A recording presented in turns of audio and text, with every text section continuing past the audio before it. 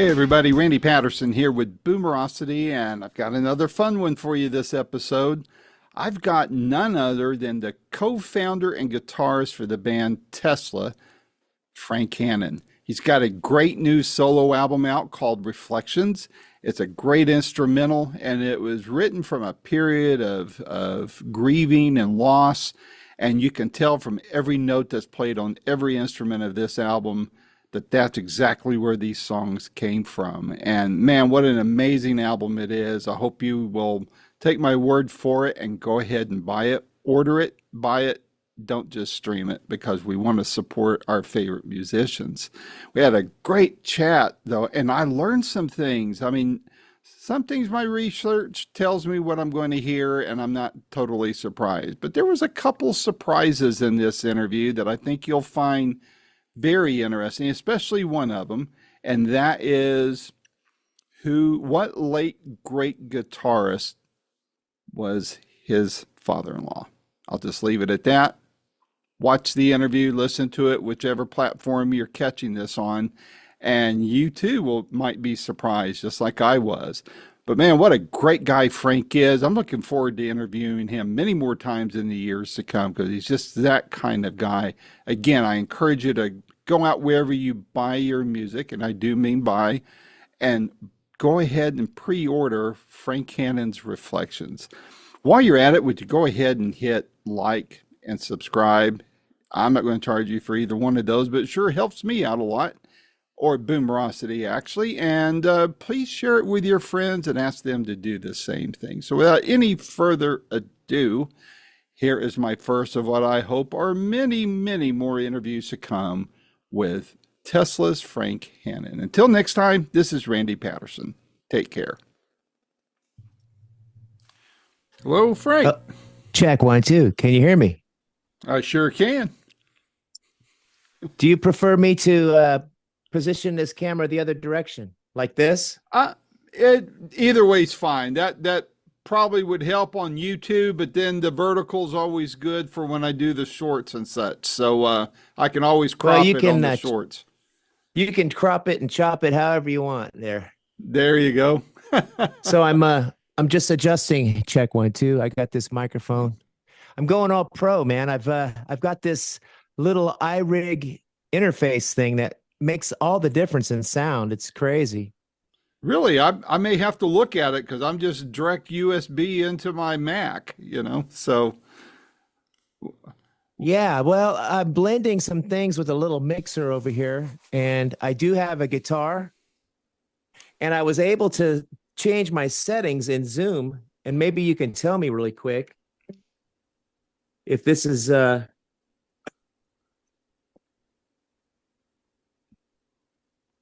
I had an experience where Zoom was muting. Are you still there? Yeah, I'm here. Muting the music. So I was doing some podcasts where I was talking and then playing the guitar, and it was being muted by Zoom. So I fixed that. Here, you can tell me if this is working. Nope, I don't hear it. You don't hear it. No. So it's muting my guitar? Mm-hmm. Oh, man. Well, gosh, I'll have to try to fix that while we're talking. Okay. Unless, we're just going to only talk. I'm going to quit talking and let you start getting down to business here, bud. Well, I'm very laid back. I like the laid back approach. Everybody seems to like it. Fans do and all that. So we're just going to chat about this new album. But where are you clicking in from, first of all? I'm up in Northern California, outside of Sacramento, between Lake Tahoe and San Francisco, like right in the heart of California up north. Wow. But Wow. Taking Highway 50 up, going up into the mountains, and that's where I've pretty much grown up my entire life. Very cool. My first year, I grew up in Phoenix, but my first year of college was in Fresno. Tiny little Bible college there up from Fresno State, but I'm in the, as the Beatles said, I'm in the Smoky Mountains way down south these days. So, Oh, are you? Yeah. Outside of Tennessee, or where at? oh, in Tennessee, I'm in Tennessee. I'm a couple miles up the road from Dollywood, of all places. So, Ah, well, that sounds pretty there. I don't remember being there in a while. The closest I've been there is Nashville last year when I was mastering this record, and Ah, got some friends in Franklin and stuff. But you're a little further south, east actually, more east. east. And Okay. so if you know where Knoxville is on the east side of the state, I'm an hour east-ish from there. Okay. I think my wife and I drove through there when we were moving out here 20 years ago from North Carolina. And Oh, I okay. think Yeah, you we would have been right passed, there. yeah, we passed through there. Yeah. So, Fresno, I've got some friends in Fresno. We used to go down there and play back in the 80s, in our club days, at the Blackstone. We stayed at the Blackstone Lodge many times, a little flea bag motel up of Blackstone. Um, but Yeah, we're further north up in the foothills. And I don't know if you've seen my recent videos that I've made, but I did a song called Hmm. Our Father's Love. And Hmm. it's up about 30 minutes from where I live, up in the high Sierra Mountains up there off of Peavine Ridge. And it's my favorite place on earth. I love it up there. Yeah. I can relate here. I mean, I was born not too far from here, so I feel, right now I'm my dad's caregiver, and it's just me and him. And I when I get a chance, I like to just take off and find a road to see if I can get lost, and hope GPS can pick up on a tower or something and guide me back home. Yes, there's nothing more relaxing than exploring some countryside that you've never been to, but it's in a beautiful country and you're on a little 2-lane road, just seeing things that you've never seen before. And well, bless your heart, that's an awesome, honorable job you're doing there, taking care of your dad.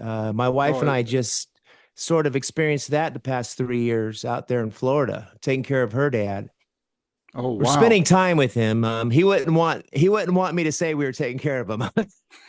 He'd kick my ass if he was still alive. Me saying that. Yeah, he Yeah, was a well, rowdy guy there. really, what part of Florida did he live in? Sarasota, Florida. Oh, okay. Yeah. Yeah, yeah. Yeah. And he was the Ramblin' Man. He wrote Ramblin' Man for the Allman Brothers. I'm talking about Mr. Dickie Betts. I And didn't. Wow. Okay. Small world yeah, there he's a then. Yeah, tough, he's yeah. a tough old dog, man. And gosh, I miss him. I love him. And uh we spent 3 years out there off and on, until he passed last year. And let Yeah, me tell yeah. you, what an experience, taking care of someone at that final stage of their life. And So I was just giving you kudos for taking care of your dad, man, because it's an interesting phase in life for It sure. is. I feel like I'm parenting my parent, but he's really pretty easy right now. He's 89, but Wow. fortunately, he just likes sitting in front of the TV and watching westerns all day. If he could watch The Lone Ranger 24/7, he'd be a very happy camper. So, Wow. That's what a coincidence. That's what Dickie did too, man. You know, really? yeah, Tales of Wells Fargo, The Oh yeah, Virginian, all of them, Bat the True Grit. Masterson. Yeah. Yeah, Bat Masterson was his favorite. Yep. That's great. Yeah. I have Yeah. to admit, some of those are my favorites too. I'm a Western fanatic. Bonanza, Gunsmoke, James Yep. Arness, the True Grit channel, RFD TV. Those are my wife's and my favorite channels, and was Dickie's too. And so your dad, yeah, he sounds old school, man. He's got the cowboy in his heart there, Oh yeah. huh? I I think he kind of thinks like I mean he's both an adult and a child. I don't know how Alzheimer's pulls that off, but I'd say I'd call that a blissful state. But I Yeah, sometimes think he might think he's a little kid again in a theater watching the Saturday westerns at the old theater, and that kind of thing. But sure, sure. it was, and he'll reflect back. It's not like he thinks he's back there, but he'll reflect back a lot. And so, but I have to watch him, things like that. But I can, so far it's pretty easy. And am I ramping up my second year doing that with him? And I wouldn't trade it for anything in the world. It's an honor to be able to do that. Yeah. Did you, just curious, in the time you spent with Dickie there at the end, what was the most poignant thing you learned from being with him in those days? Oh gosh. Well, to be tough and to not complain. I mean, the guy really never complained, despite breaking his hip, falling down, being in and out of the hospital. He would come home and we would just hang out and have dinner together, and he rarely complained. I think he realized that complaining wasn't going to do any good anyway. Um, Yeah. but a lot of stories on, not necessarily about guitar, but just he was such a real person. He didn't hold back on his feelings, but he didn't complain. But he would tell you what was on his mind, and he was very dynamic, creatively. In general, like one minute he'd be sitting there deep in thought, and I'd be thinking, okay, is this guy mad? What is he pissed at me or what? And then he'd turn over and look at me, and he'd grin with this big grin that would make me feel like $1,000,000. And despite it all, he would just not complain and just trudge forward. And one of the things he told me early on when I met him about the music business in general and being a guitar player in a band, or as a guitar player, as a solo artist or whatever, dealing with band members and dealing with the business and the ups and downs and the trends. And he told me, they survived disco era, all these different things. He just said, you just got to keep swinging and get back up. You get knocked down every couple of years, you're knocked down on the ground, and you just got to get back up and try again and put out a new record. Just keep on going. And, when I look at his career and I look at Tesla's career and my career as a solo artist and a member of Tesla and the ups and downs, the grunge era and all, it's the same thing. And one of the things Dickie said to me when we were going to a golf course one time and we were joking around, and he was like, man, can I cuss on this? Can I Yeah. you speak It's French? fine. He said, man, all bands and French here in the everything, South. it's all the fucking same. It's all the same shit. I don't care who you are. It's going to be it's all the fucking same. Meaning that in a band, you're going to have one guy that does all the work, one guy who doesn't do shit, one guy who complains, one guy who doesn't, or you're going to have disco come in, or you're going to have grunge come in, or new wave. It's always going to be the same amount of ups and downs, but just keep on keeping on, keep on swinging. I think he was quoting Rocky Marciano or some boxer that said that back in the old days. Yeah. So there was a lot of old guy wisdom that he would say, and I would just listen and pick up on. And I just cherish those times, and that we sat on the couch and I would listen to him talk, and and like your dad, Bat Masterson and most of the characters you see in those old Western movies and flicks, they're usually characters that are the good guys, they're standing up for what's right in those shows, and it's kind of cool. And so I can see why those old guys like those shows, and because you just got to keep on swinging. That's it. And those old guys help us slightly younger guys to remember those things.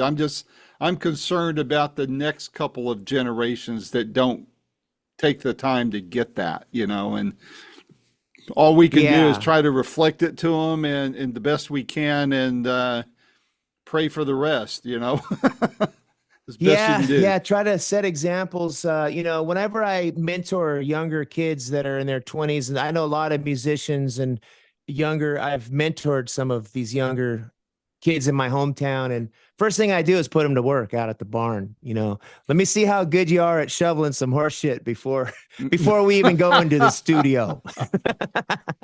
and it like Karate Kids, wipe on, wipe off, right? So you can tell which kids are willing to work and work hard and not afraid to get dirty, and so try to instill that work ethic into some of these younger kids. And one of them, this one kid that I was working with when he was a teenager, has such a good work ethic. He's now in Nashville. He got discovered by a label and he got picked up and he's actually on the road right now. His name is JT Lux.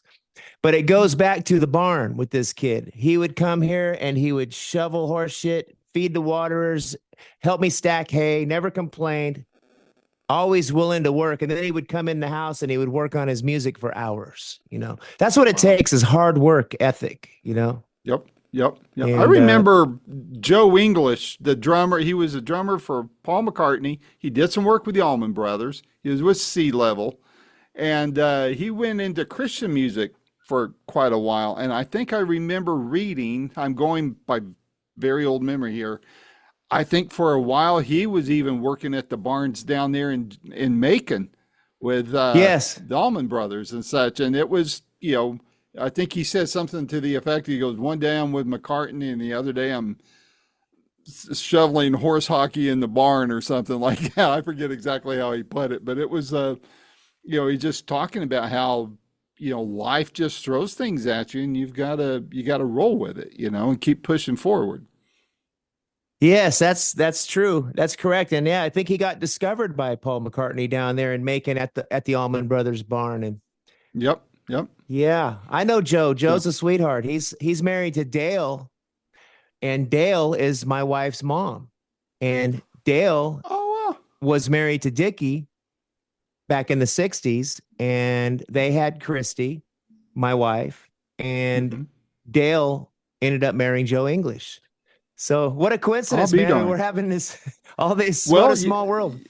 yeah, I mean, honestly, back it was 1981. I was promoting, dabbling in promoting Christian concerts back then, and he had just come out with this Christian record.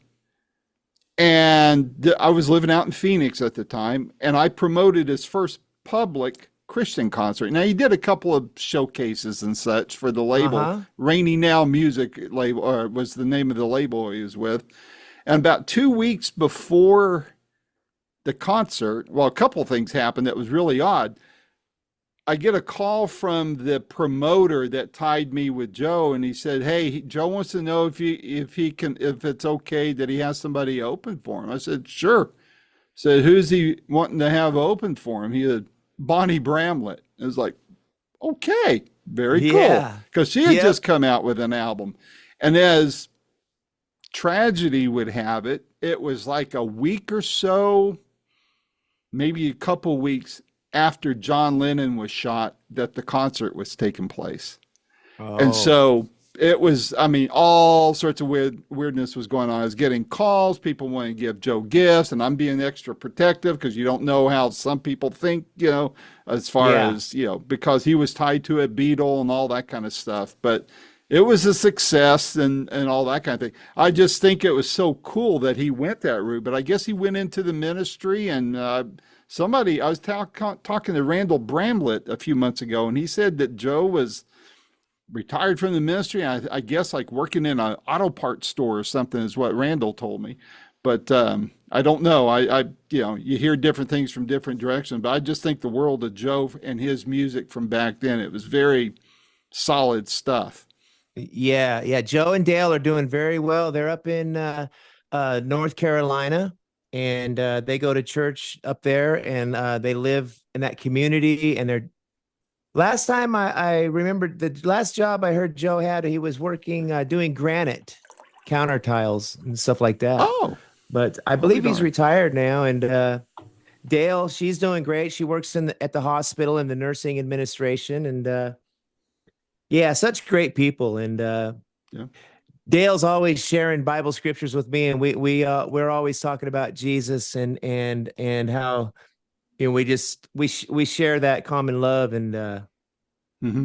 so, is this a Christian based podcast we're doing here? I didn't even I'm look. I, I just I'm pushed on the Zoom.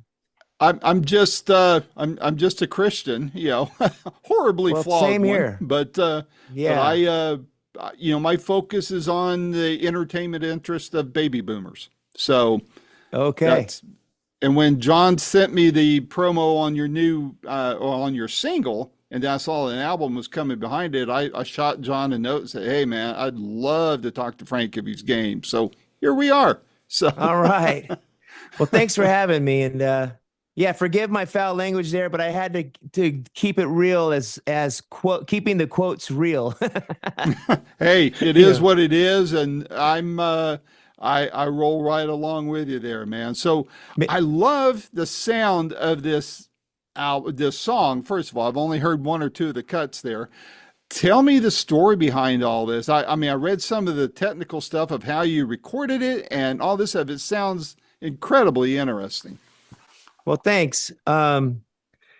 It's very stripped down and very just real on a sense of when we evacuated from the hurricanes in Florida last year, my wife and I, after Dickie had passed, and it had been about 9 months, and the hurricane started coming last season, our property was flooded out. And my wife and I got pretty concerned that the horses there were going to be in trouble. So we packed them up and evacuated. And one of them had gotten sick from the grass in Florida, and we had to travel really slow. It took us a month to get across the country, and Wow. it was quite an ordeal. And we ended up losing that horse, and we had lost Dickie, and I had lost some other friends.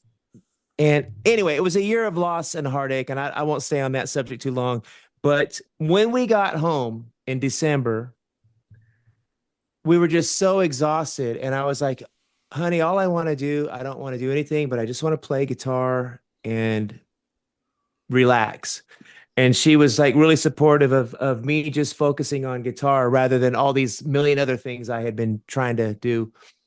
And in that process, I started receiving these ads for a company called Audigo, which they were boasting that it's a simple solution for recording music.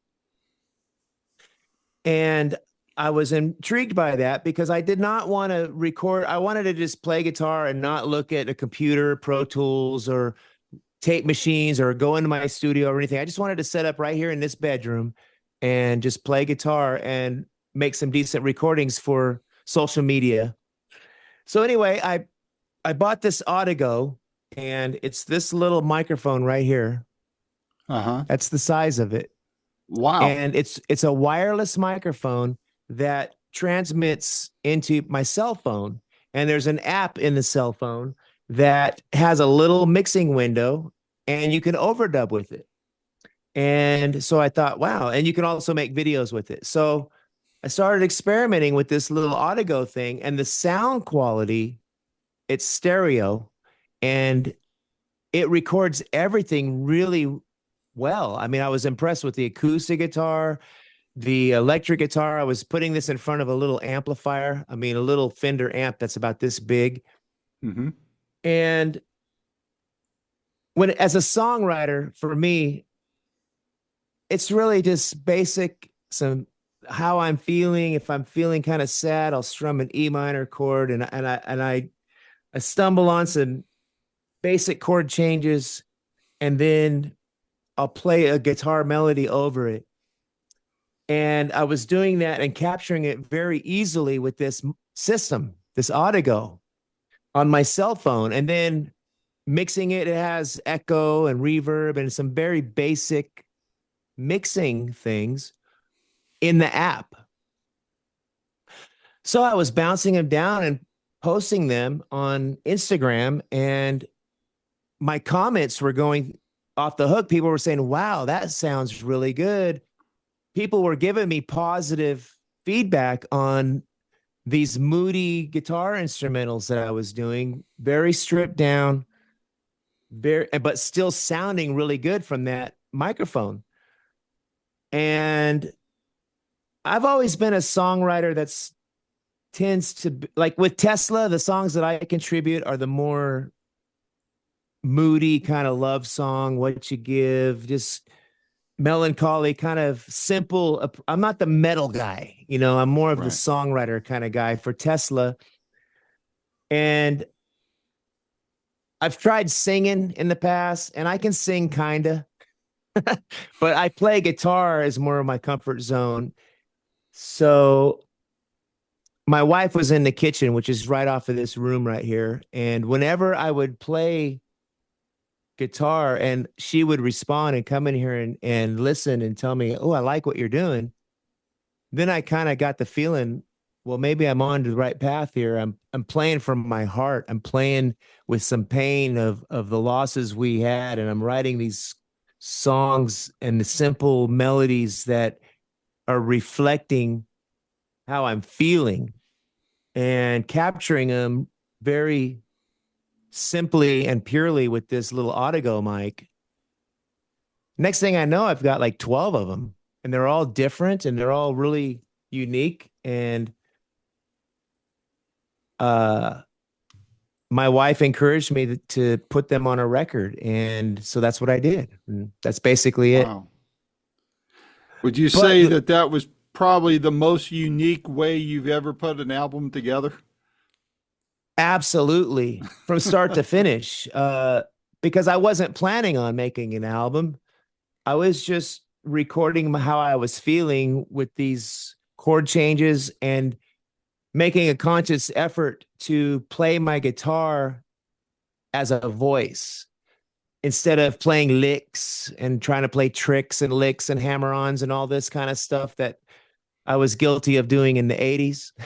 you I know, lost you. I made the conscious effort to play guitar. Can't hear you. Hello, check 1 2.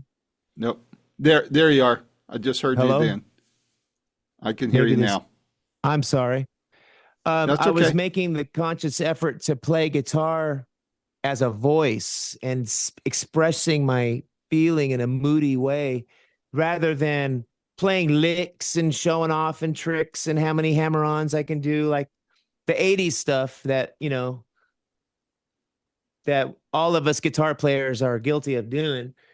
you know, in the past, that's where in the 80s, that's what we were doing. But to answer your question, yeah, this was different all from the very beginning in a sense of how I approached it. And I wasn't intending on making a record. I was just recording music and playing the guitar as a voice to express notes in a way that was different than I had done before, staying away from trying to noodle and play too many tricks on the guitar. I got rid of all of that. No wah-wah pedals, no distortion pedals, just a Gretsch hollow body guitar that has a nice tone and a very simple thing that captured it with no preconceived intentions of making a record or anything, just kind of doing it as an emotional, a fun way to relax and recover. And I feel like I learned a lot about music and the importance of playing with emotion. And actually, like, there's times where I'll play a note on the guitar and then I won't play, and I'll just let it sit for a second to contemplate what I just played. Does that make sense? Yeah, yeah. And that's a different approach for me as a guitarist than in the past before. Usually, typically, most guitar players, when it comes to playing a guitar solo, it's okay, now it's your turn, go, and then jump in and fill it up with as many notes as you can, or licks or tricks or whatever. Whereas my approach with this album and this music was the opposite. It was like, okay, play something and then listen to it and then answer it and then take a second to pause and then listen and play it again. And really think and feel it before I play it. And that was, I feel like I'm going to be 59 years old, almost 60 years old this year. And that's what I love about guitar is you can continually discover something new about it and a new way to play it and approach it. That makes sense. Well, as different as that album was to put together, what would you say? I mean, I would have to imagine you had more than your share of surprises. You've worked on a lot of records, but I would have to think with this approach and from the heart that you were writing from and recording with and a unique style, there had to be more than one or two surprises for you as you were putting this together, right?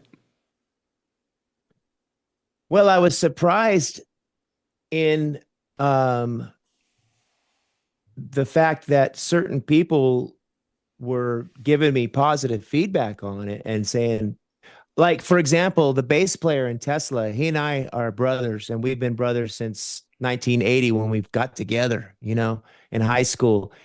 And we have a very strong relationship, but it's very competitive at times or whatever it may be. And he's brutally honest, and he's a fan of what he likes, and I'm a fan of what I like musically.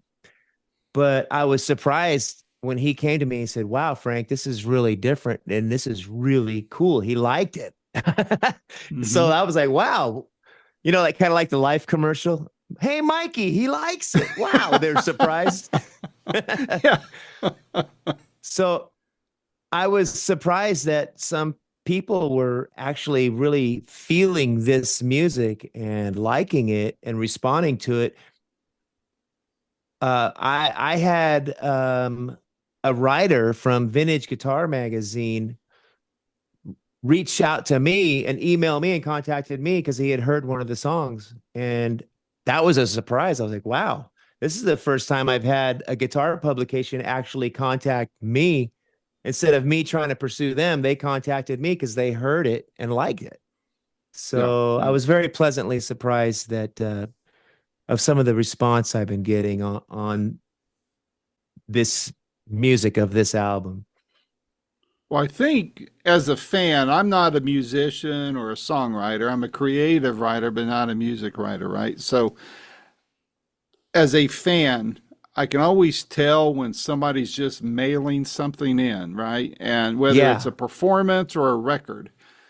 But you can also tell, as a fan, I can tell when somebody's playing from their heart.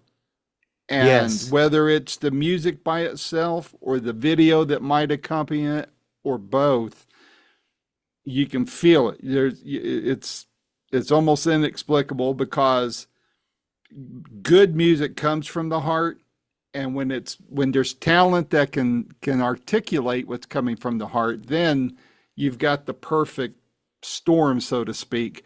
And that is what I think resonates with fans or people hearing you for the first time. Yeah. And especially with our demographic, Frank, I mean, I had two people I knew last week who passed away, and I'm thinking, gosh, I'm about to turn 66. So I'm just a little older than you. But I'm thinking, the sobering thought was more now than ever, there's going to be more people passing, Yeah. and I hear more and more about it, friends, coworkers, family members, all that kind of stuff. And it leaves you a bit raw. And it sounds like that's where you were writing from during this whole Yeah. thing. Yep. Definitely. That's where I was writing from at a time of uh, coming back to our home here where we are. And after a 3-year whirlwind of one loss and one heartache after another. And yeah, I was writing from that space. And it's true, man. Like you're saying, at this stage of where we are in life, and you get a phone call. "Oh, did you hear about so and so?" And you're like, "Oh man, no," and it's just like you get hit with these things and these losses. And one of the songs on my new record, I think it's going to be the next single. It's called "This Is Goodbye," and the music of that, I was definitely feeling that feeling of loss, and saying goodbye to someone. And sometimes we don't get to say goodbye. More often than not, we don't get to say goodbye to someone we love or someone we knew. And that particular song musically is expressing that feeling that I was having about that. So you're hitting the nail on the head. Yeah, that's exactly where it came from and where a lot of this is coming from. Yep. Because I would imagine normally I ask people, all right, feedback you're getting because, friends and family, people in the business always hear ahead of time what the album, sounds like. In this particular case, though, because of where the heart you were writing from, your wife was hearing that too. She was experiencing that right along there with you. Other family members, how that were on that journey with you. What kind of feedback from them? Because they were feeling the same things from a little bit different perspective. How is this music hitting them if they got to hear it yet? Um, well, there was a few people in my close circle that I trust and love that I was sending samples of these songs to. My cousin Mike being one of them.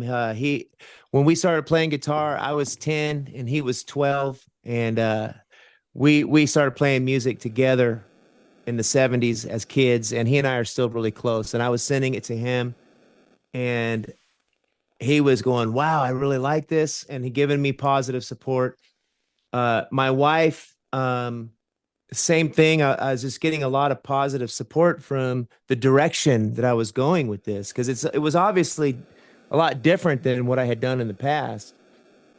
But they were feeling it, and the song I was just mentioning, "This Is Goodbye," when I either play the recorded version of it or if I'm practicing it, guaranteed my wife always comes in and tells me that song, it just reminds me of the night we lost my dad. And Mm-hmm. so the feeling of it, she can feel that still. And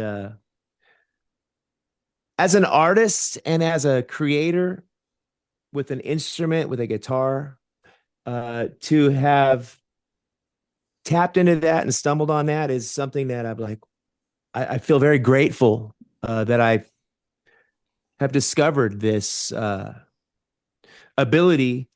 I mean, I've always written songs from my heart, but this album is definitely the most heartfelt record I've made, and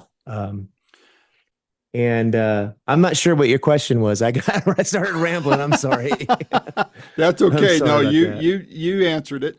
I haven't heard the whole album. I've heard I think two cuts from it.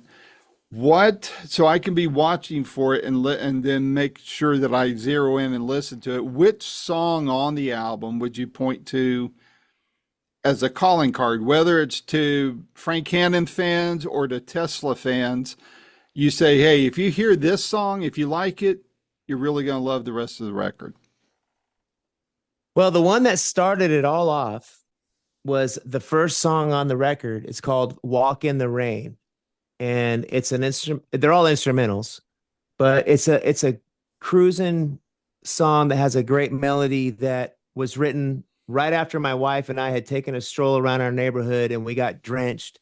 And I came back in the house, and I had, while we were walking, a lot of the best melodies and songs will come to a guitarist or a songwriter when they're doing the most mundane things, whether they're taking a walk or they're mowing the lawn or driving a car. Usually that's when the ideas will come to you.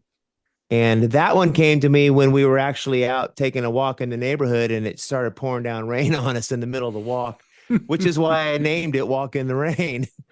Mm-hmm. That one, that one seems to be one that people gravitated to, and that starts off the record.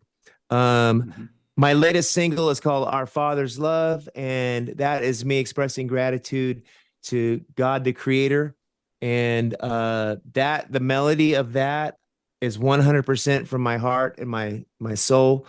The song I just mentioned, "This Is Goodbye," but there's one more song that's really fun on the record. It's called "San Francisco," and I named it San Francisco because I was experimenting with the bass.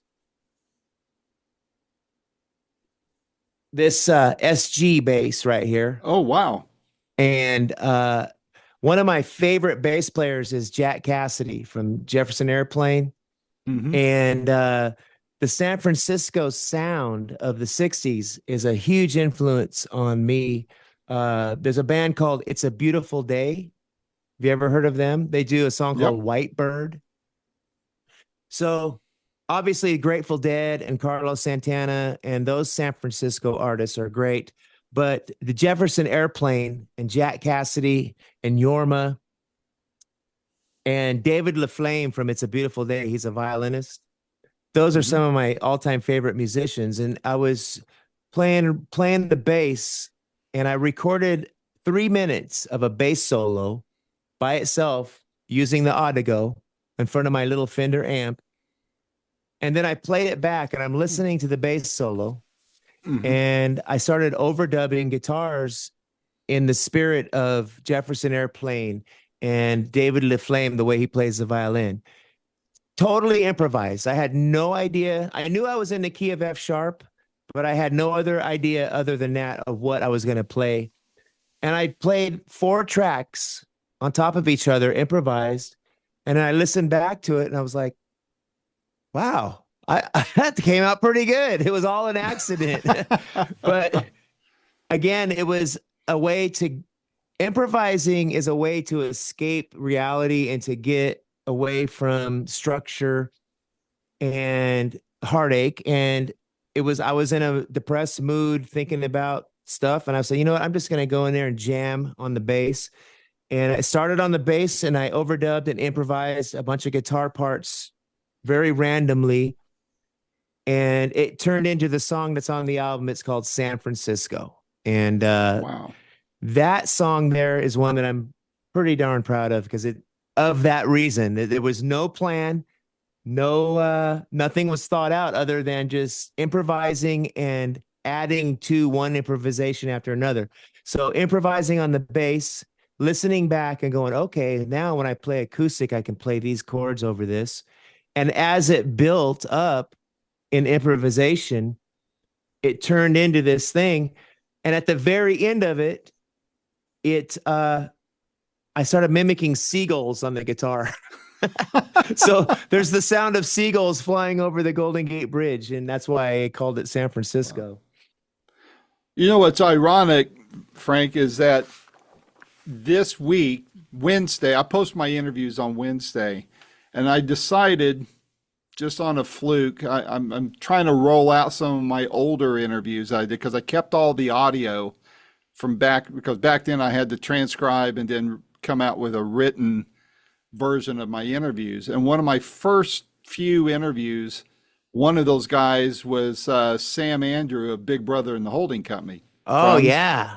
Yeah, and I was working for a tech company, and it just so happened I was going to be going to Sunnyvale for a series of meetings, and I got to go early.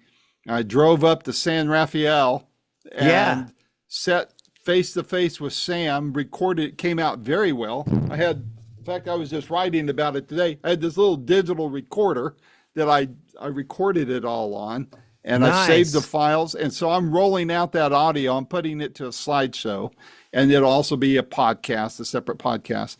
But right up there, the whole Northern California sound. I've got to interview several from that, Marty Ballin and the guys from Credence and people like that. So, man, I'm right there with you on that whole vibe, that whole feel. Awesome, So, Randy. That's really cool. Yeah, Sam Andrews, man. The guitar sound on Summertime is just, oh, I just love the way he plays and the way they played. yeah. Um, and that it's when Janice ended up going to the other group in the New York scene that she went, it was not the same. The No, sound that no, she had with Big Brother was just so epic. Well, no. that's But, cool, man. And you got to interview other San Francisco artists too, huh? yeah, yeah. Cosmo, drummer for Credence, and Yeah. Skip. Oh gosh, the bass player with Credence. I've not got to interview John. That's one I would really like to as well. But Well, I think you Marty probably could. Ballin, yeah, I I've think been you reaching probably out could. He to him. seems very friendly and he seems very outgoing right now. He's Yeah, on the road and everything. yeah. Well, he's got a new album out of re-recording the Credence stuff now that he owns the catalog outright. They finally settled among the three of them. I interviewed his keyboardist, Bob Malone. He's a great guy. But yeah, I'd love to talk to John. And I mean, that's what I'm all about, the classic, all of that. And so, Yeah. but but How about what? Barry the Fish Melton? You remember that guy Oh from yeah, Country yeah. Joe and the Fish?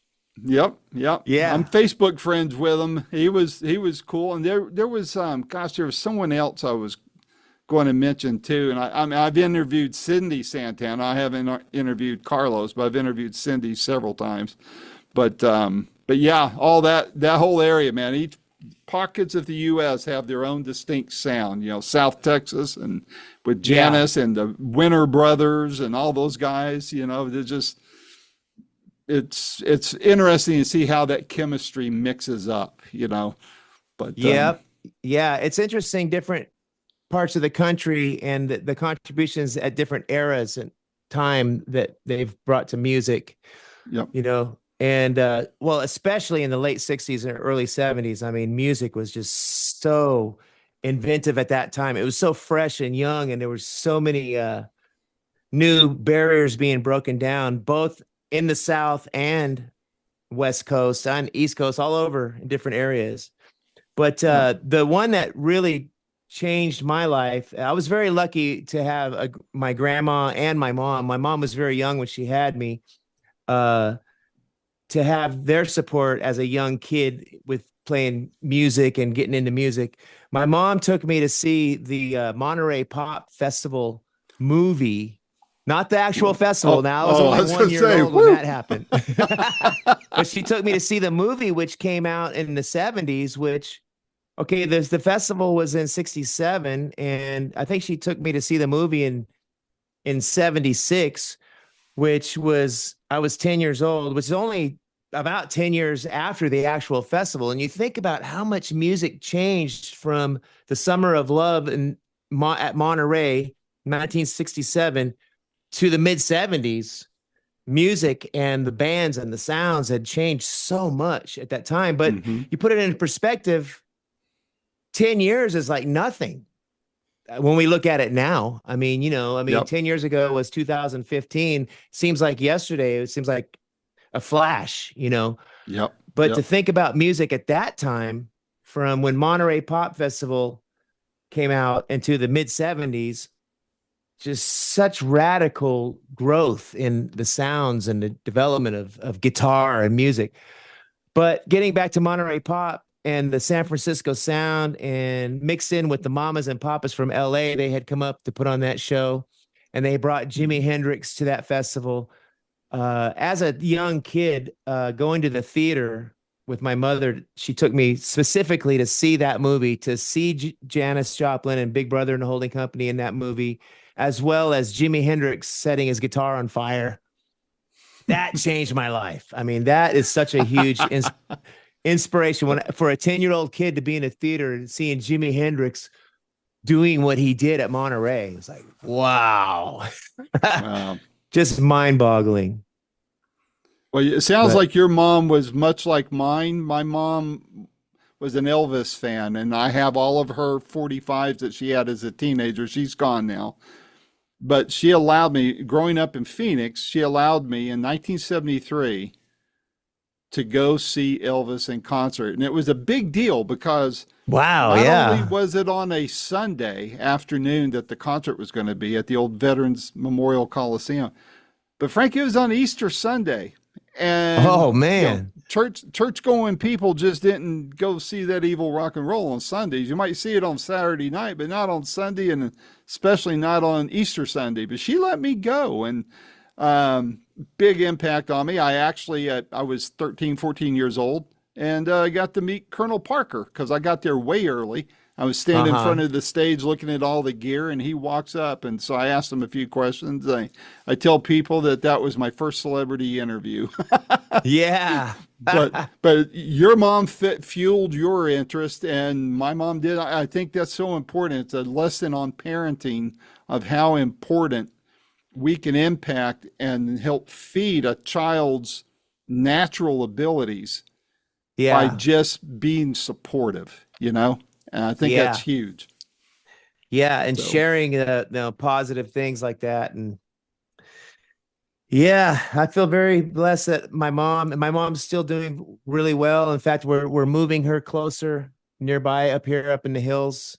She's Oh, still at my cool. grandma's old house in South Sacramento, out down in the bad part of town. So we are in the process. In fact, when we hang up from this podcast, I'm taking a drive over to her new place and mowing the lawn and getting it ready for her. And All right. very grateful to still have her there and spend as much time as you can with your pop, man. That's really That's what I'm great. You doing. know, we can still have time with our parents when we can. That's right. That's right. Well, one final question for you, because I know you got to run there, is what's on your radar now with this album coming out here in a couple weeks? What are you going to do any shows? You're going to what are you going to do in support of that? And then I'll piggyback onto that. So because fans are going to want to ask anything new from Tesla on the radar. Well, I'm still very active with Tesla. Tesla is going to be at the Las Vegas House of Blues for 2 weeks, residency in October. All right. We change our set every night, spice it up a little bit, and we're still playing all the old hits. And we do have some new songs. There's a song actually called "All About Love" and another new one called "From the Heart" that we put together. It's our latest new song, and Mhm. on the reflections side of my guitar music, I am doing very few dates because like I said, I'm still juggling Tesla and my solo dates. I'm going to be at the Cutting Room in New York City, September 9th. I'm going to be at Daryl's house in Pawning, New York. Daryl Hall has a venue there.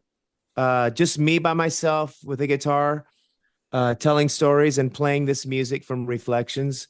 And then I have a festival that I'm doing with Dwayne Betts, who's Dickie Betts' Huh. son. He's my Mhm. brother-in-law, and he has a festival in Jackson Hole, Wyoming, September 12th and 13th. It's called the Horseshoe Music Festival. And Mhm. Jackie Green will be there, another Northern California guy, friend of Mhm. mine. Uh, and myself and a bunch of other special guests for Dwayne Betts' Horseshoe Music Festival in Jackson Hole, Wyoming, uh, September 12th and 13th. So again, September 9th and 10th, I'm in the New York area playing Reflections. September 12th and 13th, I'm with Dwayne Betts at the Horseshoe Festival. And then I'm with Tesla in Las Vegas, Nevada at the House of Blues. Very cool. Very cool. Well, man, I'm Yeah. excited to hear the rest of your record, the rest of Reflections, and I've had a lot of fun with this, Frank. Let's stay in touch, and please do me a big favor. Please pass word along to Joe English, man. I mean, that was a highlight in my life, and I still listen to. I got the CD versions of those first couple of albums that he come out with on the Christian stuff, and I love it. That was some really good stuff he did back then, and Yes, it was. It sure was. What a phenomenal drummer and a singer. And yeah, yeah. he's in communication with Paul McCartney now. Last I heard, he was talking to Paul, and Paul always raves about Joe's contribution to Wings. It's just so Hmm. great that they're still friends after all these years. And Paul, what a nice guy. Paul McCartney sent a great voice message to my wife, Christy, when Dickie passed. He said, "Hello, Christy. This is Uncle Paul calling, and I'm so sorry to hear about Dickie." And, you know, for Paul McCartney to take time out of his day to do that, I mean, gosh, we were in tears over that. That's So I will class, pass man. your message, Randy, to Joe, and I will pass that along. And thank you very much for having me on your show.